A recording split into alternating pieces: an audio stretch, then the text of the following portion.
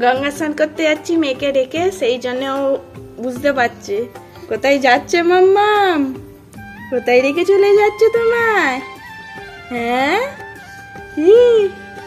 কি গো, সব বুঝতে পারে। এই 6 মাসের বেবি হলে কি হবে, সব বুঝতে শিখে গেছে। ছোট্টবেলা থেকে সব কিছু বুঝতে শিখে গেছে। মাম্মাম বুঝতে পারছে ওকে রেখে যাচ্ছি, সেই জন্য আমাকে কোল ছাড়ছে না।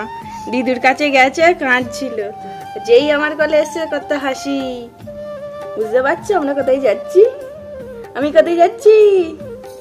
তোমায় রেখে চলে যাচ্ছি না? ছোটবেলায় রেখে যেতাম, বুঝতো না, আর এখন বুঝতে শিখে গেছে। শাড়ি পরিয়েছি, সেই জন্য ভাবছে কোথায় যাচ্ছে মাম্মা। মানু কোথায়? আমিও দেখতে পাইছি ওখান থেকে, তুই ওদিকে তাকাচ্ছিলিস। তুই ছোট মনি আসছিস কি দেখছিলিস? ও আমাকে দিদি বলছিস?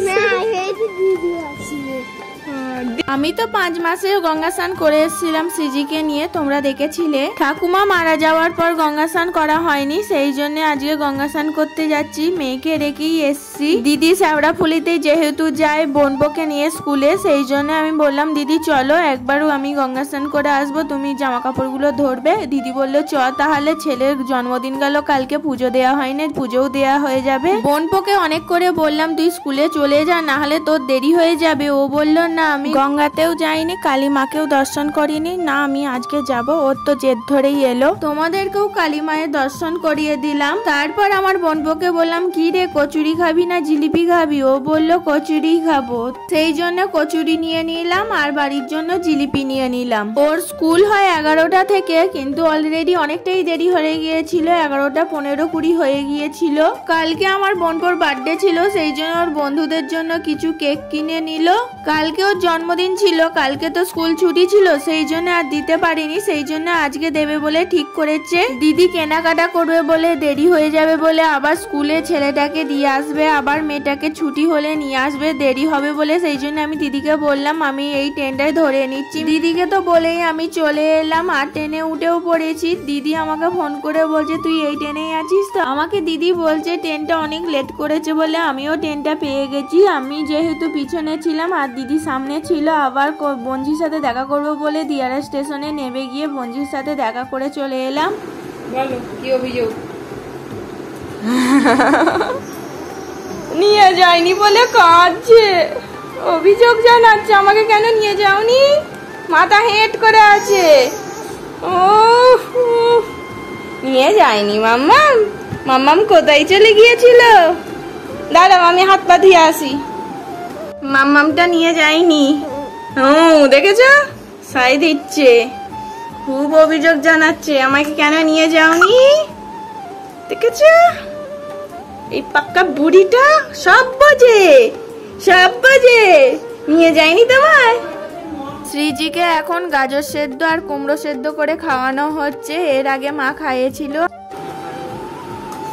হাঁকারো বলতে হবে, হাঁকারো হাঁকারো হাঁকারো হাঁকারো, তাড়াতাড়ি মুখের কাজ শেষ করো। জল দেওয়া হবে, একটু জল খেয়ে নাও।